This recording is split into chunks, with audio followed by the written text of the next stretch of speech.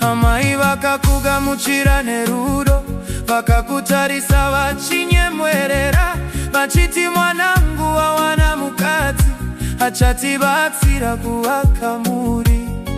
Ndakafunga kuti zvese zvagadziriswa, ndakafunga kuti ndawana wangu.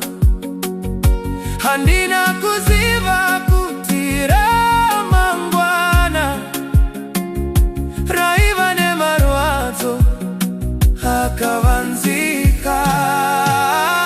Ndakakusvitsa kumusha kwangu, ndichiti ndiwe rudo reupenyu wangu. Mhuri yangu yakakugamuchira semunhu aive wedu. Asi nhasi ndinorangarira zuva riya nemisodzi mumaziso, nekuti munhu wandakasvitsa kumusha ndiye akazondisiya ndiri ndega. Takagara tese patafura tichidya pamwe chete, amai vachibvunza nezveramangwana, ini ndichinyemwerera nerudo. Ndaiti mumwoyo mangu, uyu ndiye mukadzi wangu.